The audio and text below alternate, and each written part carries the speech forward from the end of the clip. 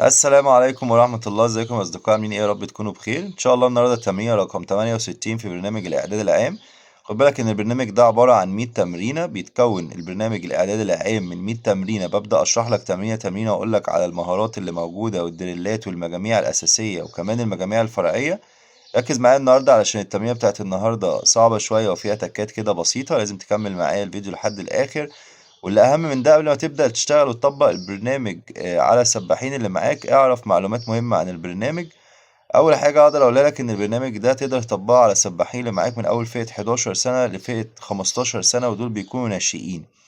النقطة التانية والمهمة، قبل ما تشتغل على البرنامج ده لازم تركز في 3 حاجات. أول حاجة، السباحين اللي معاك لازم تعمل لهم كشف طبي وتطمن على حالتهم الصحية، لأن البرنامج فيه تحملات عالية جدا، وضروري أوي يكون السباح اللي معاك حالته الصحية يقدر يستحمل التحمل ده علشان ما يحصلش لا قدر الله مضاعفات. النقطة التانية والمهمة قوي، إن السباحين اللي معاك ضروري يكونوا عارفين جميع مهارات السباحة وعندهم حصيلة معلومات عن كل التكنيك الخاص بالأربع عومات. عندهم معلومات وعندهم المهارات هما مكتسبينها بتاعت الهاي تكنيك بالنسبة للستريمات والترنات والبريك أوت، وبالنسبة كمان للستارت. عندهم فكرة يعني ايه دريلز لكل عومة، عندهم حصيلة دريلات. ده هيساعدك وهيخليك تطبق البرنامج من غير ما في حاجة تعطلك.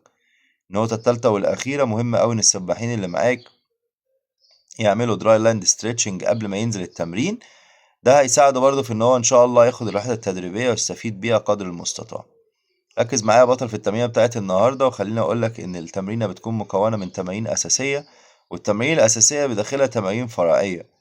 التمرينة الأساسية بتكون ورم أب بريمين. المين سيت عبارة عن 4 مجاميع مهمين جدا، وعندنا الريكفري والتوتال. النهاردة التمرينة 2000 متر 2 كيلو.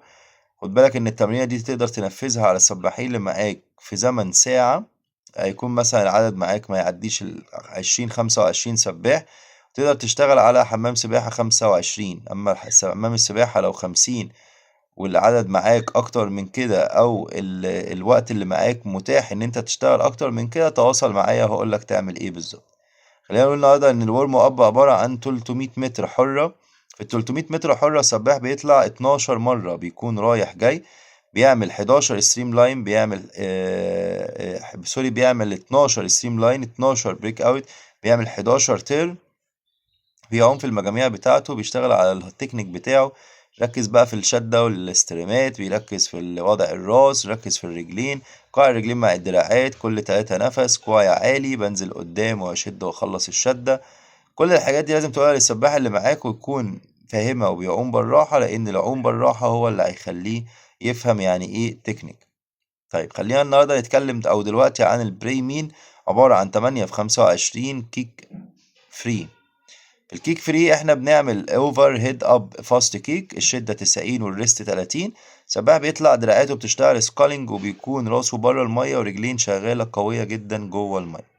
سباح بيتنفس كويس، بتحاول تسمعه تايم واشتغل على التايم بتاعه. السباح لازم يعرف التايم بتاعه في الرجلين، يعرف التايم بتاعه في الدراعات، يعرف التايم بتاعه في العومة كاملة، في ال25، في ال50%.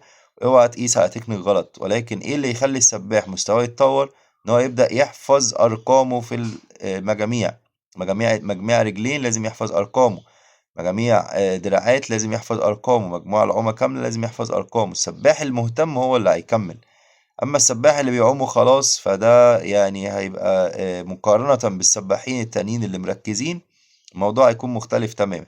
خلي السباح اللي معاك عارف ارقامه في الرجلين والدراعات والعومة كاملة على كل العومات، ده هيساعده في ان هو مستواه يتطور. اشتغل 8 في 25 رجلين على الحرة، دراعات فوق المية. اشتغل دراع راس فوق المية، دراعات سكالينج، بتنفس كويس. لازم يسمع رقمه في ال25 الأولى وتكرر له أرقامه في ال25 أو ال8 اللي باقيين. ده هيساعده في إن مستواه إن شاء الله يتطور. حاول ما توقفش السباح أثناء العوم. السباح بعد ما يقف تديله الكومنت بتاعه. المين سيت النهاردة عبارة عن كيلو وربعمية. المجموعة الأولى ممكن تكون تقيلة شوية بس قوية، فيها سرعة وفيها تحمل. هي عبارة عن 10 في 75 حرة، 25 ايزي و25 فاست. الريست بتاعك 45. دي بداية تمرينات السرعة. تمام. لما يكون السباح بدأ يتعب في 25 ايزي 25 فاست، سمع السباح اللي معاك برضو التايم بتاعه، لان ده هيساعده في ان هو يطور مستواه وان هو يحافظ على التايم بتاعه. لما التايم بتاعه بينزل، هي لعبة رقم، التايم بتاعه لما ينزل السباح هيحاول ان هو يسعى ان هو يحسن الرقم بتاعه. 10 في 75، حاول تقرب الارقام للسباحين. طبيعي جدا ان السباح الرقم الاولى التمرينة الاولى مش زي التمرينة الاخيرة، بس برضو يكون في تناسق ما بين المجاميع. المجموعة التانية عندنا 8 في 25 حرة كيك اول اوت. الريست دقيقة، السباح بيطلع 8 في 25 ضربات رجلين بس بالبورد، ماسك البورد كويس، بيطلع كل اللي عنده أقصى سرعة، بيشتغل ضربات رجلين قوية. الريست بتاعه دقيقة.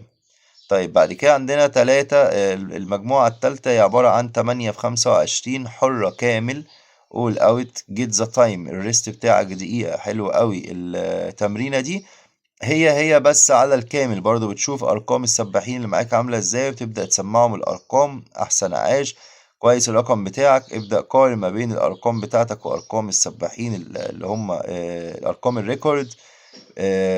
برضو اعرف الارقام دي شغالة على ايه علشان تعرف السباحين اللي معاك مستواهم وصل لايه بالظبط.